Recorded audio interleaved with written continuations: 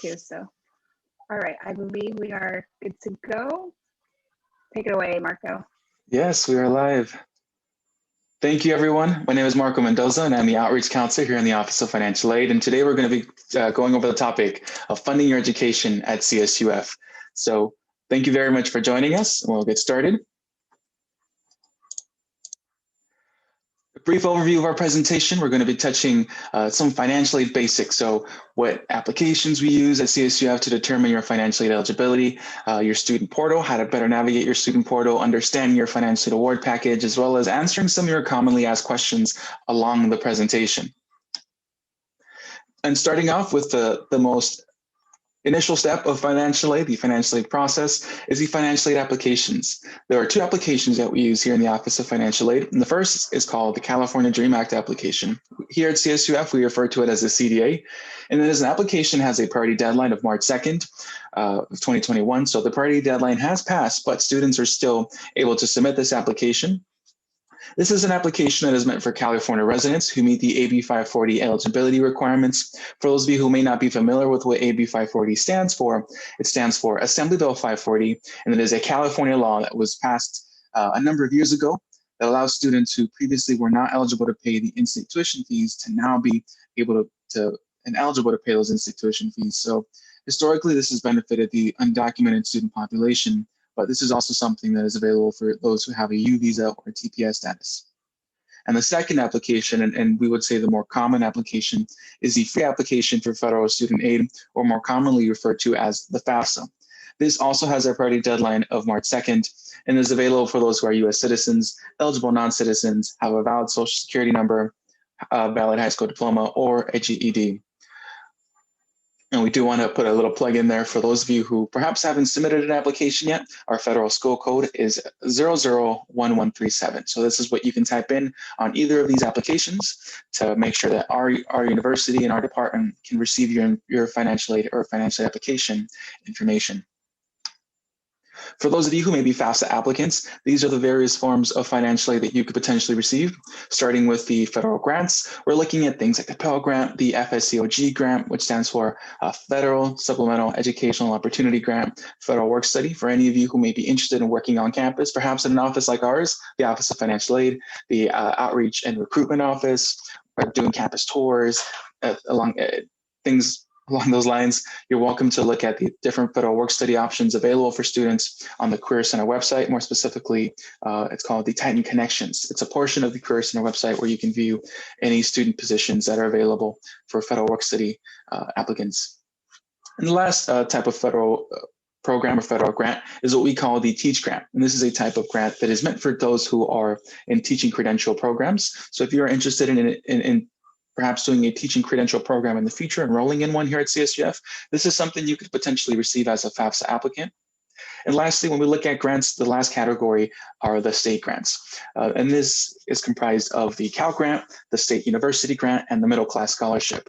These three grants are what we consider tuition fee paying awards.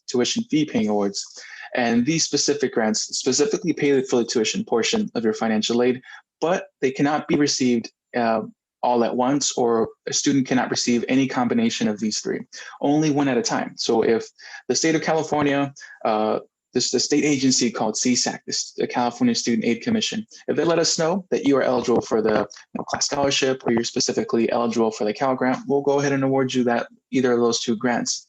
But if we find that you're eligible for the State University Grant, we'll award you that one instead. And lastly, when we look at the state grants, there's also the JP grant that students could potentially receive. This is for students who are formerly in the foster care program, as well as those who may be in the EOP program. If you're a student here at CSUF is coming into the EOP program, we encourage you to reach out to them and see what requirements they may have for you to receive this grant in your near future. And lastly, for FAFSA applicants, the other form of financial aid you could potentially receive are loans. And the more common loans are the federal direct subsidized and unsubsidized loans. Both of these loans have a 6-month grace period, which means that you don't have to pay them back until 6 months after you graduate or fall below 6 units of enrollment. They both have a fixed interest rate, which means that whenever you borrow these loans, depending on what interest rate you're at, when you borrow the loans and you accept them, they'll stay at that interest rate for the duration of the loan. And the biggest difference between both the subsidized and the unsubsidized loans are that with the subsidized loan, as long as you're enrolled in 6 or more units, interest is not accumulating. It's not building up on that loan. Whereas with the unsubsidized loan, interest begins to accrue the moment that that loan pays out. So that's the biggest difference between both of these. Both of these loans are awarded to have FAFSA applicants, and they're based off of need. So if you're a student who has a greater need, you'll be awarded the subsidized loan. But if you are a student who doesn't have need, or at least in terms of your information on the FAFSA application, you'll be awarded the unsubsidized loan. The last 2 types of loans are what we could call the Graduate Plus or Parent Plus loans. These are loans that graduate students or the parents of undergraduate students can apply for and have it be applied towards your cost of attendance. So there's a separate application process aside from just the application for these 2 loans. And if you're interested in getting more information on this, you're welcome to go on our website or to go on the studentaid.gov website. And lastly, the private loans or the alternative loans, as they're sometimes referred to, are loans that students can apply at whichever bank or credit union or really lending institution that you're members of that you would like to work with. These are loans that may have higher interest rates, may have different repayment periods. So we definitely encourage you to do your research on these loans so that you can make sure that you're making the best option for your academic journey and career here at CSUF. And if you are a DREAM Act applicant, a CDA applicant, these are the forms of financial aid you could potentially receive. Starting with private scholarships, we encourage not just CDA applicants, but all applicants to apply for scholarships so that you can have these forms of aid applied towards your overall cost of attendance, your overall financial aid award package. These are perhaps scholarships that you can find in your own communities and your local nonprofits. As long as you receive a scholarship with an outside organization, and you let them know that you're a CSUF student, you can have them send the money over to our university and we can apply that to your tuition, your fees, or just your overall financial award package. So we definitely encourage you to take a look at your different scholarship opportunities. And once you are a CSUF student, you're welcome to go on your portal, type in scholarships and see what different scholarship opportunities are available to you through the university. There are different programs, I would say colleges and departments at the university who do offer scholarship opportunities. College of Business Education is one of them. Perhaps if you're an art major, that's another place that may offer you some scholarship opportunities. And moving on to the State University Grant, the Cal Grant, and Middle Class Scholarship. These are state forms of financial aid that DREAM Act applicants are eligible for. Again, only a student can only receive one of these at once. They cannot get a combination of these 3. And lastly, the DREAM loan. This is a type of loan that both undergrads, credentials, and graduate students are able to receive. This is a type of loan that mirrors the subsidized loan, the federal direct subsidized loan. And if you'd like some more information on this, you're welcome to go on our website and definitely get some more valuable information on the DREAM loan. Now we want to take a moment to answer some of your more commonly or frequently asked questions, starting with, can I make changes to my CDA or FAFSA after submitting it? And what we would recommend for you to do is to contact us before you make any changes. And the reason we say this is that sometimes students don't need to make a change on their CDA or FAFSA, and doing so may require perhaps some more work on your end that you may not have had to do otherwise. So we definitely encourage you to either give us a call, send us an email, just so we can ensure that any corrections that you do make are necessary.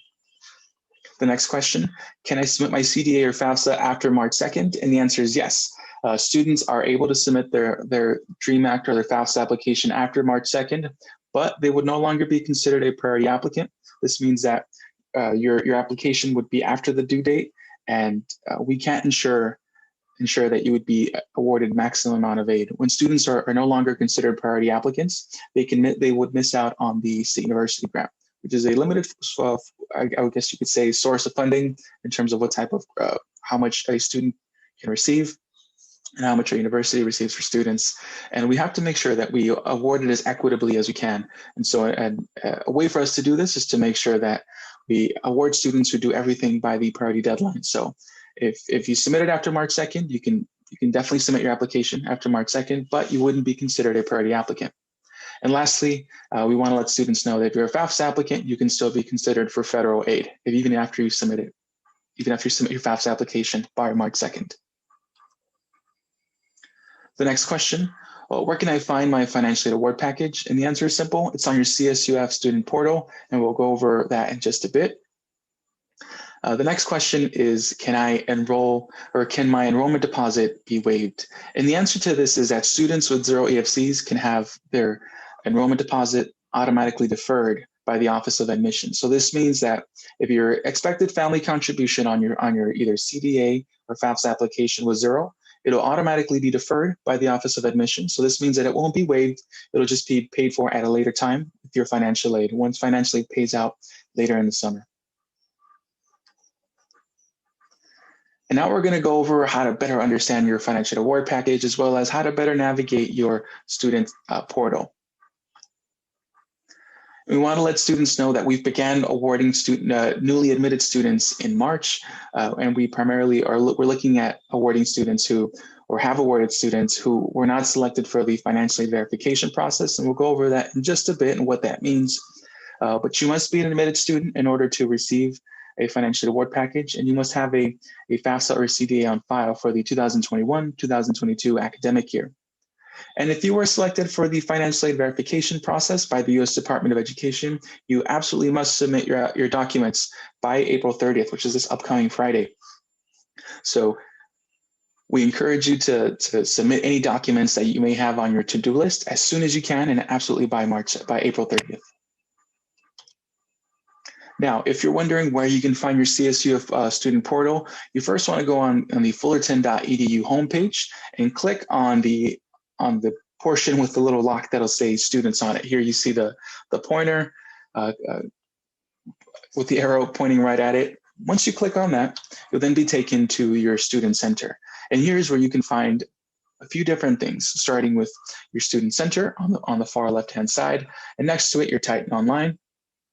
And on the closer to the far right, you'll see a little envelope icon, and that'll be your student email inbox. We encourage you to regularly check your inbox, because that is how we at CSUF communicate with students, including our Office of Admissions, and any other office at the university. We will be primarily using your CSUF email account. But for the purpose of this training, we want to go over your student center. And so if you're on your student center, you would want to click on this one here with the little store icon, or the little housing icon. And once you do so, you'll be able to see a lot of different pieces of information on your screen. But we want to focus on the right-hand side, and more specifically a box that'll say to-do list, because this is where you can find any financial aid verification documents that may be pending, that may be requested by our office. And as an example, here we have a to-do list box that has a few different forms listed. And these are some of the more commonly asked questions, or sorry, some of the more commonly asked forms. So things like the parent family size certification, the parent and the student tax filing statement, and so forth. When you click on more, you'll be able to download the documents and print them out and fill them out so that you can submit them to the Office of Financial Aid.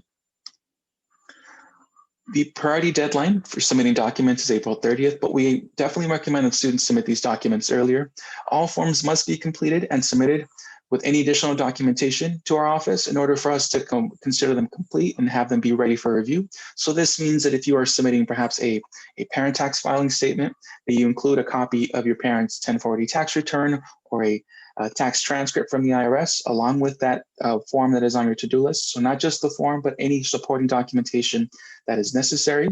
And we want to let students know that submitting documents late may result in reduced eligibility, a delay in your processing, as well as potentially a late payment of financial aid funds, and even further, perhaps a initial payment of fees out of pocket. So this means that if you submit your documents after the April 30th deadline, a lot of things can be delayed, because we are processing so many documents, and we're essentially processing financial aid for all of our students here at CSUF. And we want to ensure that in order for you to be meeting all of your deadlines and have your financial aid before the different payment deadlines, to make sure that you submit everything on time. So again, April 30th or sooner is what we absolutely recommend all students to do. Once you have your documents, let's say you've gone to your to-do list, you've downloaded the documents, there's 3 ways that we recommend students to submit your forms, starting with our preferred method, which is our secure electronic document submission platform. And you can find that by going on our homepage. So when you click on fullerton.edu/financial aid, you want to scroll down towards about the middle of the page, and find a button that'll say, a large blue rectangular button that'll say access the secure document submission platform. You click on that, it'll take you to a different link that'll allow you to sign in with your CSUF login credentials and then upload the documents as PDFs. So this is our preferred method. It's what we encourage students to do. But the other two methods are the mail or the fax option at the information that's listed on here. And after you submit your documents, we want to let students know that there is a bit of a processing time for everything to be processed in our office, and that is a 4 to 6 week waiting period. And while we are on your student center, we would also want you to look on the left-hand side of your student center. So previously we were looking at the right-hand side with the to-do list, but on the other side, you have the financial aid tab, which is where you can find your financial award package by clicking on View Financial Aid and then clicking on the aid year. So once you've done that and clicked on View Financial Aid, clicked on the year 2022, which is the aid year that we're coming into for the upcoming fall and spring terms. This is where you can view your estimated financial aid award package. On here, you'll see, for example, estimated Pell Grant, estimated state grant, estimated direct loans, and so forth. So these grants, if you're awarded grants, are automatically accepted on your behalf, and they are subject to change depending on your final eligibility, which means that if you're requested to submit documents, perhaps some parent tax filing documentation, once you submit those documents, if we find that your eligibility is reduced based on the information you provided, then this is what will mean that the eligibility may change depending on our final review or final findings. And disbursed amounts are based on enrollment. So if you're a student in 6 units, as opposed to being in 12 units, you will be getting less grant funding because students who are in 12 or more units would get the full amount. So before you start to perhaps drop classes, maybe consider taking less than 12 units, you're welcome to give us a call and kind of get an understanding or a better understanding of how your financial aid award package may be impacted. But just know that students who are in 12 or more units get the full amount of financial aid. And when you're enrolled in less than 12 units, the eligibility for funding does decrease based on your enrollment, the amount of units enrolled. And dropping classes may result in owing money back to the university. So this is very important for students to also keep in mind. We encourage you to check in with us perhaps before you're considering dropping a class. Check in with your academic advisors as well. Once you have a finalized financial aid award package, you'll see that available on the same place on your student center. And again, grants will automatically be accepted on your behalf. You won't have to accept a Pell Grant or State University grant, but you will have to accept loans if you're interested in borrowing loans. And you can start doing so after July 1st. If you have enough accepted financial aid, or I would say any accepted financial aid would be considered anticipated financial aid.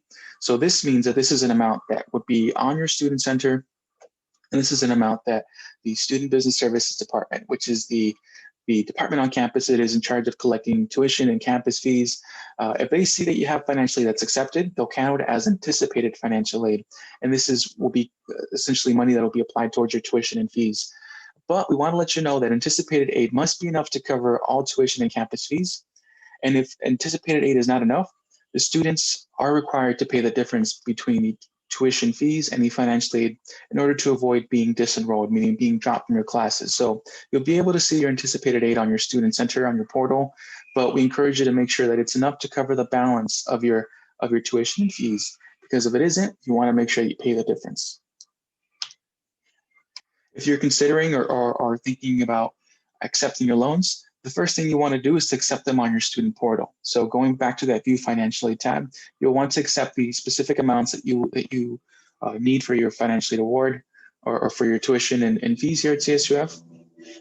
And then once you've done that on your portal, you want to make sure that you go on studentaid.gov and complete 2 additional steps.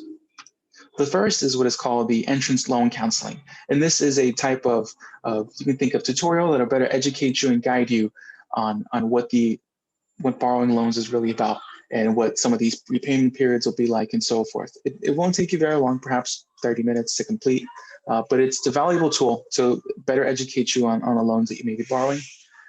And the other step is what is called the master promissory note. And this is essentially a contract that you fill out with the U.S. Department of Education, where you promise to pay back the loan when it's time to do so, 6 months after you graduate or 6 months after you fall below 6 units of enrollment. Once you complete these 2 steps, as well as having accepted them on your student portal, you'll be able to have the loans dispersed to your account. And we want to let students know that we work with the Student Business Services Office to pay any accepted financial aid that is awarded to you. These disbursements begin roughly a week before the start of the semester, and they are applied to a few different things, starting with tuition and campus fees. Campus fees are what we refer to as things like the Student Health Center, the Recreation Center, Student Union, and so forth. So these are the different fees that you're essentially paying towards, so that you can use these different facilities, as well as things like the Campus Health Center, which can be accessed even virtually. So we definitely encourage you to access any resources that you have here at CSUF. And if you're a student that is living off campus, once your financial aid has been applied to your tuition and campus fees, any remaining funds will be applied towards your housing charges if you live in a dorm or an apartment that is at the university. But if you don't live on campus, any remaining funds will be sent to you as a refund, as either a check or a direct deposit if you have already enrolled in direct deposit. But if you don't have enough financial aid to cover all of these, the remaining funds or the remaining expenses would be an out-of-pocket expense. And we want to remind students that what you do this year, or what you recently did with applying for financial aid by the March 2nd priority deadline, you're going to have to do it again and again until you are done attending college, you've graduated, because financial aid is extremely cyclical. So the application will always open up on October 1st. And believe it or not, the 2022-2023 application is going to open up this upcoming fall. So you may not even be thinking about it at this time, but it's important to keep in mind that the application will be available this fall on October 1st, starting October 1st, and it'll also have a priority deadline of March 2nd. And students will then be asked to regularly check your student portal to see if there's any to-do list items that are requested on there, similarly to how you may have some of these documents requested now. And we encourage you to submit those documents by the respective priority deadlines. For this year, it's April 30th. For the upcoming year, 22-23, there's no specific date listed yet, but definitely keep an eye out for any communications that come from our office, whether it's on our website, through email, or on our social media accounts. And then once you submit those documents, we're then able to review everything, your application, any documentation that may have been requested, and we can review, award, and then have you receive that money for the upcoming year. So again, financial aid is very cyclical. Please remember to apply, to submit documents, and to keep an eye on those important deadlines. Now we're going to take a little more time to answer some commonly asked questions, starting with, if my family situation has changed, what can we do? The first thing I would recommend you to do is to give us a call or to send us an email so that we can have a conversation with you over the phone with one of our representatives and determine if this is something that perhaps we can have you sit down and maybe chat over the phone or via Zoom with a counselor. But you're welcome to give us a call, send us an email to start a conversation with us about what we could potentially do to review your specific situation. The next is, when does financial aid pay for tuition and campus fees?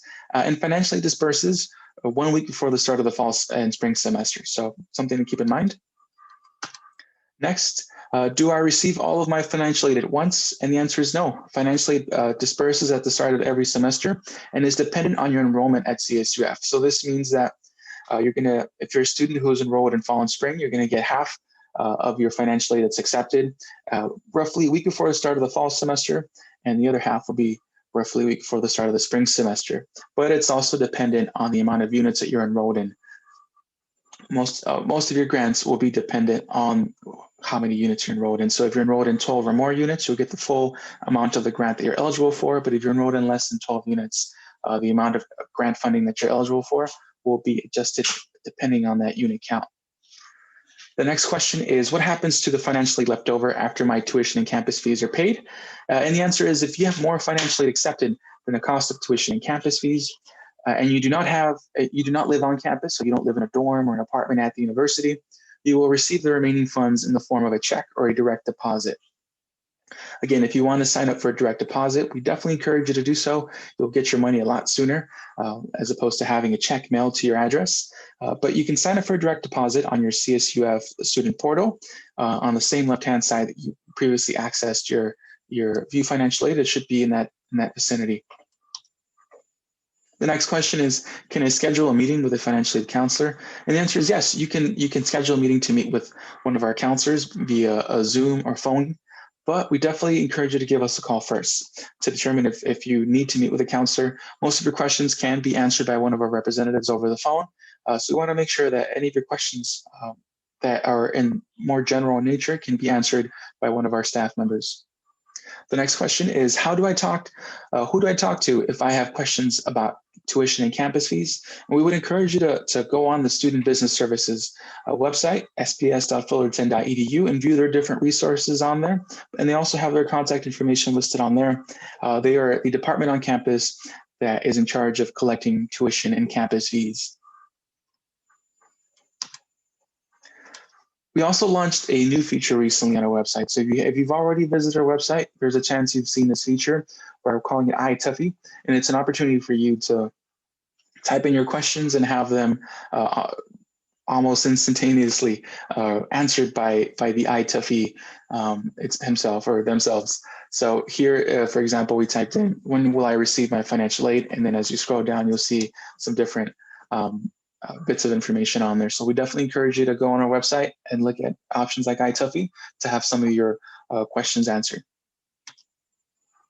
Additionally, you're welcome to go on our website and kind of scroll down to this portion that'll say financial aid questions, because by clicking on this, you'll be able to type in your questions and essentially open up a message with one of our staff members that'll be answered within 24 to 48 hours. So it's another option for you to give us or to reach us electronically without having to send an email. And we definitely encourage you to use this option. And while we are not physically open at this time, we at the Office of Financial Aid are very much virtually open, and we're open Monday through Friday from 8 to 5 p.m. We have Zoom counseling available, which means that you can meet with a counselor like myself or my other colleagues in this virtual setting. And we have a phone number that you can give us a call at. Our phone line is open Monday through Friday from 8 to 5, with the exception of Wednesdays when it's 12:30 to 5 p.m. And we definitely encourage you to give us a call before you, in order to schedule any appointments or to see if there's any specific questions we can assist you with. Students are also able to reach us via email at the address that's listed. And in order for you to submit any documents, we would encourage you to use the electronic document submission platform. It's the, I would say, most secure method of submitting your documents, and to do so as quickly and promptly as possible. And we want to remind students that we're here to help. Again, we are not physically open at this time, but we're very much virtually open and doing our part to be as accessible as we can to you. So students began the awarding process for newly admitted students in March. We're currently responding to your emails within 24 to 48 hours. We're helping you all by assisting with Zoom and phone counseling appointments. So if you need to reach us, please do give us a call, send us an email. We'll be sure to assist you as best as we can. And we're providing additional aid options if it's possible, if that is an option for students based off of your specific situations. And we're able to update 2021, 2022 CDA and FAFSAs to reflect your current circumstances, if that is possible for you. And that is the end of our presentation, but we want to take some time to answer some of your questions that are in the chat. So thank you for those of you who have been typing away your questions. We'll do our best to answer them as we've gotten them in the order that we received them.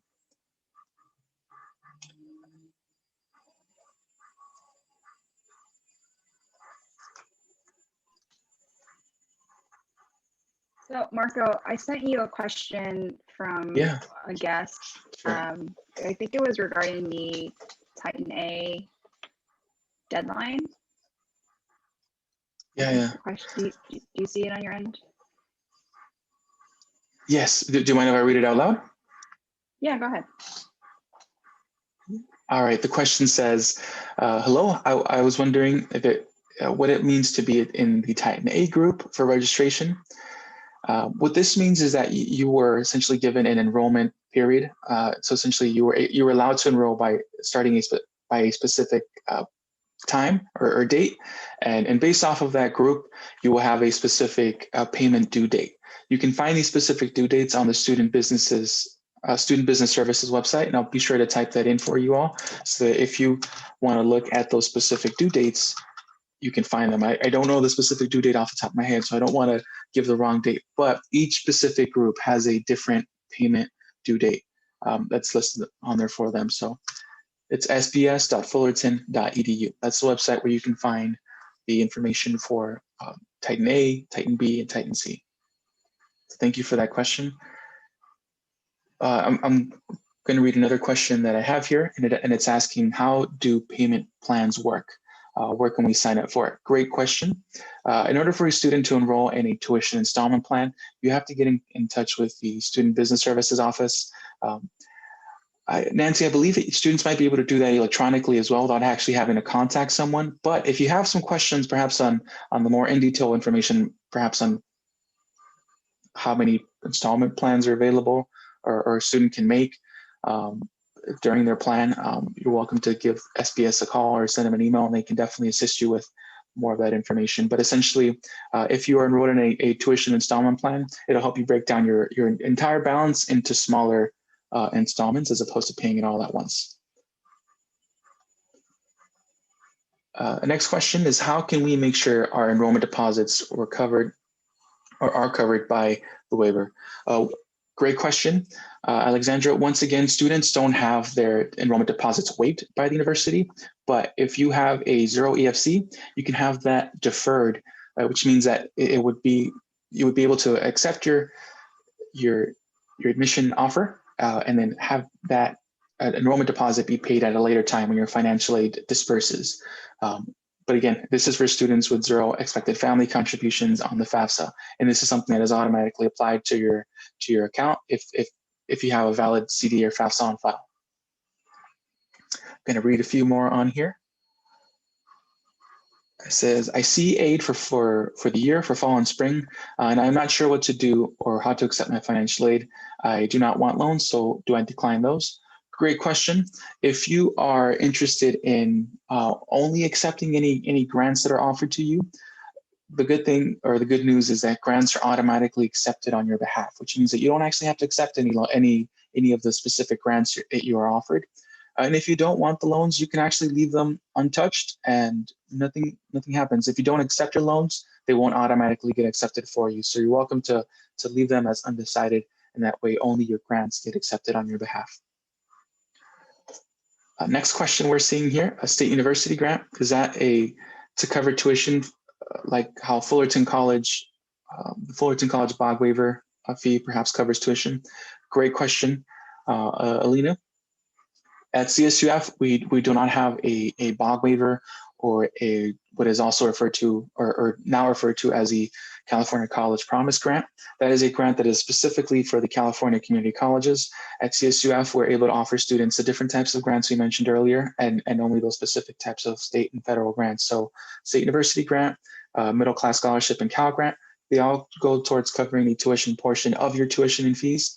But in terms of the campus fees, those specific grants don't cover campus fees. So, again, we encourage you to look at your specific award package to see what you are specifically being offered.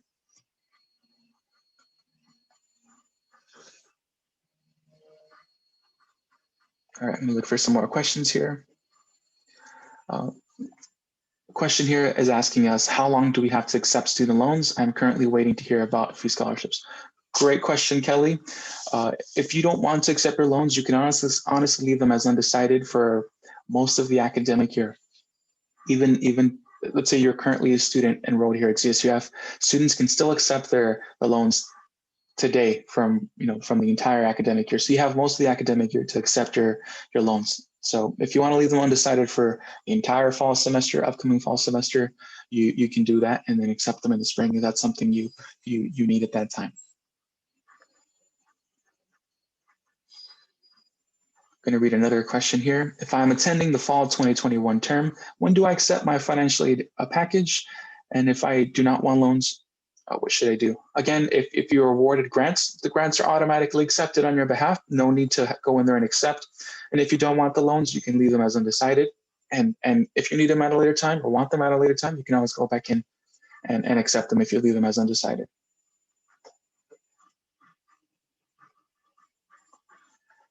I'm seeing some questions here in regards to specific documents that are being requested. So if you were asked to submit a parent tax filing statement, that is a document that, depending on what your parent's tax filing status was in 2019, because that's a specific tax year that we're looking at for the 2021-2022 year, you'll be asked to provide perhaps 2019 taxes or a tax return transcript. So please take a look at the specific requirements based off of what option you select under the parent tax filing status.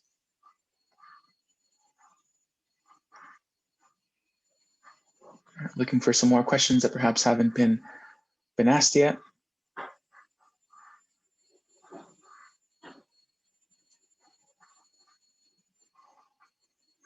All right, one question I'm seeing here is, does financial aid directly pay for university tuition? Great question.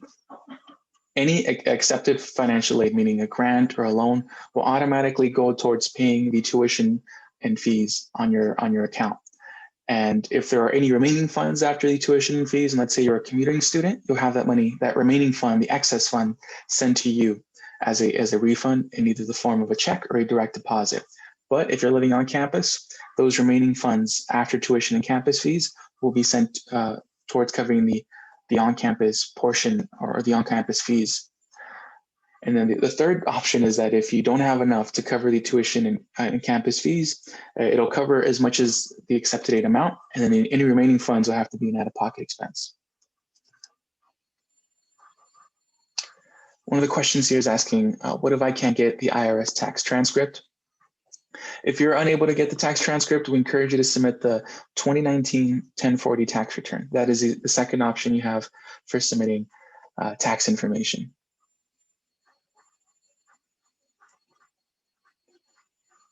Are we getting Cal Grant, State Grant, University Grant, or both? Great question. Students are only able to get one of those two grants at a time. They're considered tuition paying awards, so we're only allowed to award students one of those two at a time, whichever one you're specifically eligible for. And thank you all for your questions. We're going to do our best to get to as many of these as we can.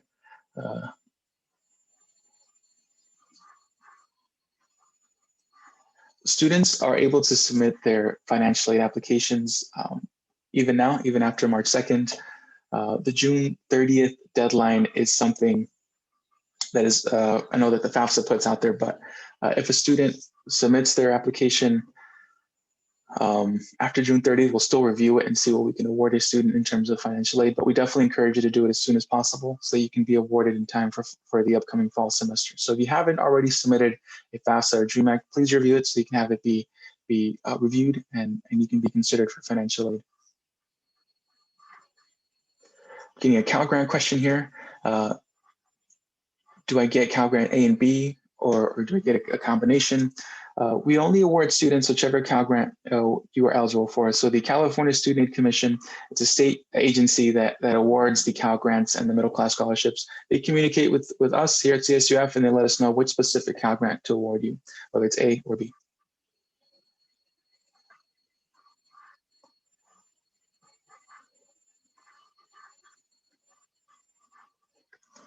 All right, the next question I'm seeing is in regards to the school that was listed on your application. If you're unsure as to whether or not you provided the CSUF federal school code, please be sure to type that in on there. I'll go ahead and type our federal school code. This is for those of you who perhaps haven't listed CSUF as a school of attendance. Federal school code. So if you're a student who hasn't already provided CSUF as a school of attendance, please do so. This will allow us at our office to get your information, process it, request any documents if needed, or just to award you financial aid if no documents are needed.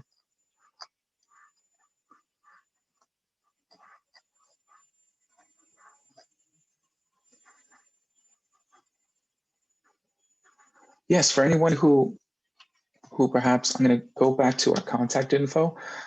So for any of you who need to reach us, you're welcome to give us a call, to send us an email, and we can speak to one of our representatives to have, if you want to go over your financial award package, ask any questions on the general about your financial award package, you're welcome to give us a call, shoot us an email, and we'll do our best to go over it with you.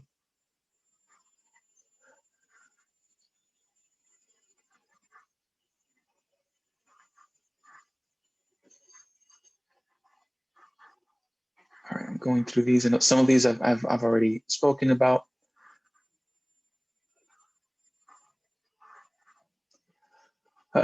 Nancy, I'm getting a question that says, on my to-do list, it says orientation information. What should I do? Is there anything that you would like to inform students about?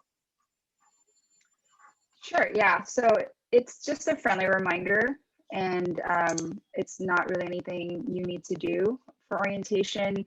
That won't actually open for anyone until June 1st. So you can just kind of, ignore that reminder and just mark your calendar for June 1st, and they will send orientation.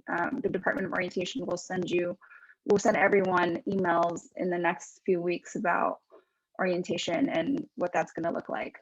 But yeah, it's really just a friendly reminder. Thank you. Mm-hmm.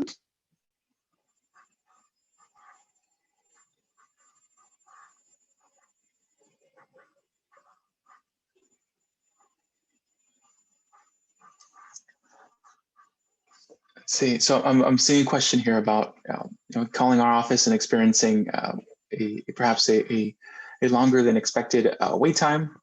At this time we are experiencing a high volume of calls and emails, so we're doing our best to respond to students within 24 to 48 hours in terms of email. And if you give us a call and you're perhaps on the line for a little longer than you would like to be, we apologize. We're doing our best to get through as many calls as we can. We're currently experiencing a lot of calls at this time, so thank you for your patience. I would say if the earlier the better in terms of when you can give us a call. That tends to be when we have the lowest volume of calls coming in, as opposed to perhaps in the afternoon or in the middle of the day. But thank you for giving us a call and for seeing how we can assist you on the phone today. When is a typical deadline to pay for your classes? Great question. Again, it really depends on what Titan group you're labeled or you're kind of assigned. So please look at your student center. You'll see a specific due date listed for you in terms of when your fees are due.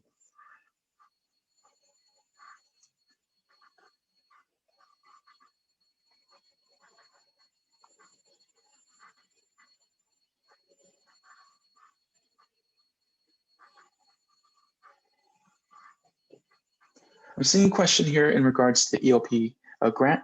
This is a type of grant that is essentially awarded to students through the EOP office. If you have more questions about the EOP program, perhaps an application or the deadline to apply for the EOP program, we encourage you to reach out to them on what their specific requirements are and what any other specific information in regards to the EOP program. Definitely reach out to them. I don't have their specific info on hand, but if you go on our fullerton.edu website, you'll be able to find their contact information.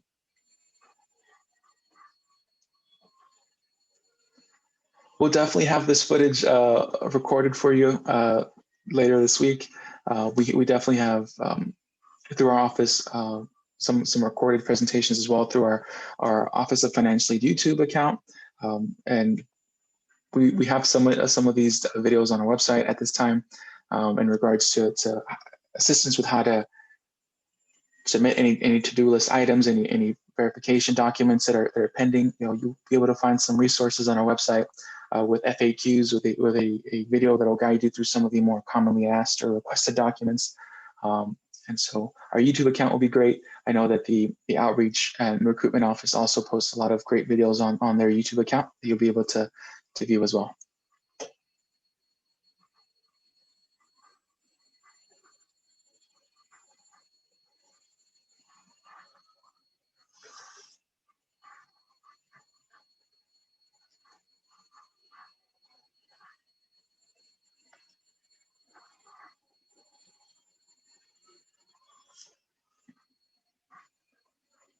Reading through your questions here.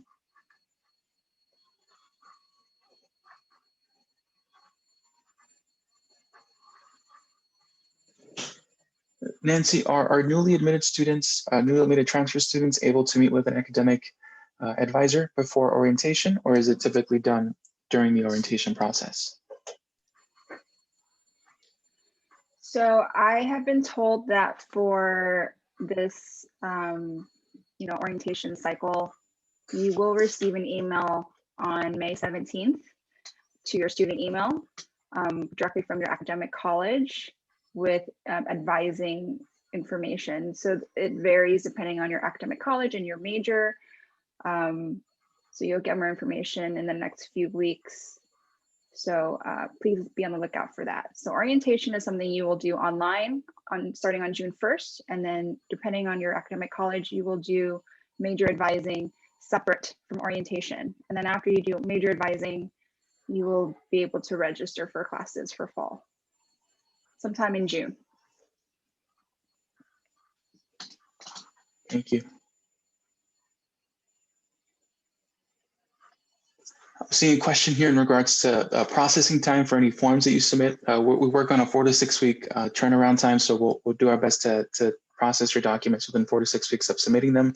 And the priority deadline of April 30th is extremely important because that's what we use to ensure that we would be able to provide you with a financial aid award package by the first payment due date. So if you have any documents pending, please, April 30th is your priority deadline for those documents. How do you find out whether you're in Titan A, B, or C? Again, look at your specific due date that's listed on your Student Center for your fees. And if you go on the Student Business Services website, sps.fullerton.edu, you'll be able to see the different Titan A, B, and C deadlines listed on there. So that's how you'll be able to determine which one you're assigned to. Where do you view any documents that are pending? On your CSUF student portal, on the right-hand side, under the to-do list is where you'll be able to view and download any documents that are pending for you.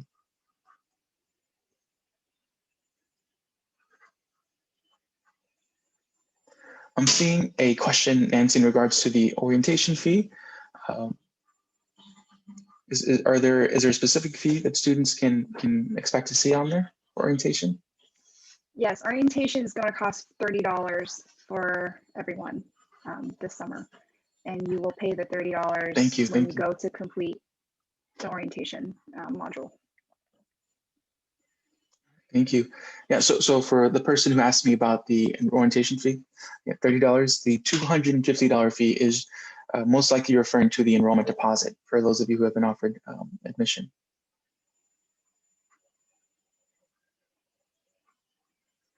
I'm seeing a question here that is asking if you're a full-time student at CSUF and you attend community college and attend one class, how will it impact your financial aid?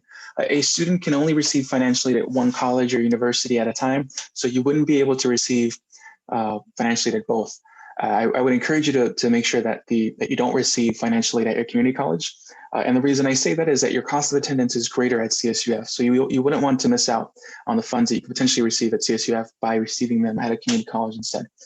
So if you're a student who's attending perhaps CSUF and also attending a community college, I would say make sure you don't have any financial aid process over there, because that'll also interrupt your financial aid processing at CSUF. If you have any questions on that, I would say give us a call at the number listed tomorrow, and we can try to answer more of your questions regarding that. If you've already submitted your to-do list items and you perhaps still don't see a financial award package, it's because we're processing those documents. Again, we process them within 4 to 6 weeks. So if you recently submitted them, please allow us some more time for us to review these documents and to then be able to generate a financial award package for you. So thank you for your patience. If you're a student who is interested or has questions on the non-resident questionnaire, perhaps the AB 540 affidavit, this is something that gets submitted into the Office of Admissions, and it's not submitted to us, so something to keep in mind. In regards to filling it out, those are documents that you'd be able to download through the CSU website and essentially have them submitted directly to the Office of Admissions.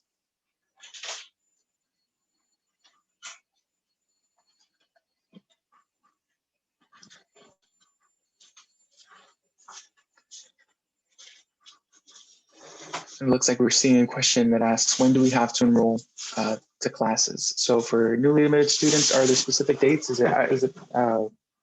Actually, I'll let you speak to that one. Sorry, can you repeat that one, Marco?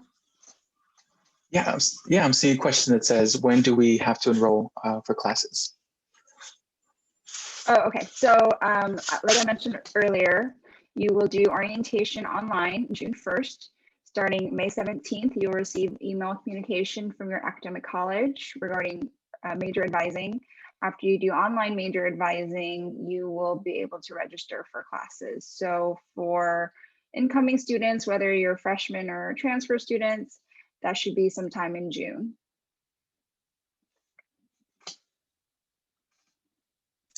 And thank you all for your questions. I hope I got through as many as we could.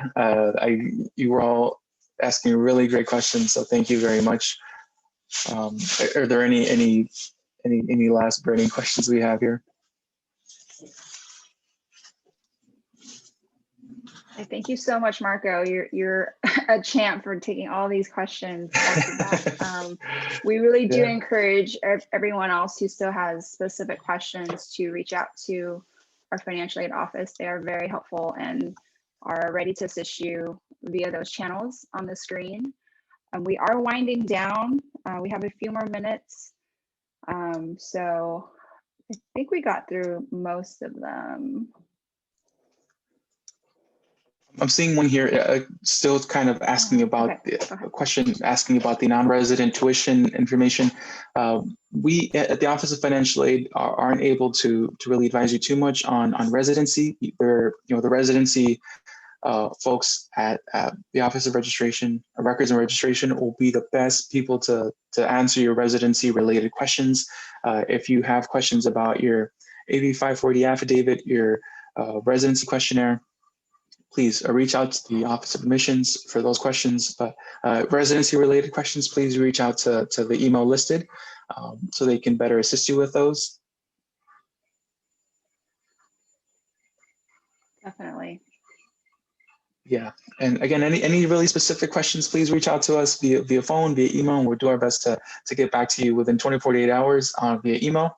And on phones, we'll if you reach out to us Monday through Friday from 8 to 5, we'll be able to speak to you over the phone. All right, I think since a lot of folks are saying thanks and wrapping up, we'll go ahead and end our session. So again, thank you, Marco, so much for answering all these great questions. The presentation was very helpful. Again, this presentation is being recorded, and we will post that on our Outreach and Recruitment website probably by next week. So you can refer to that at any time. And we wish you a great evening. Take care. Thank you, everyone. Bye.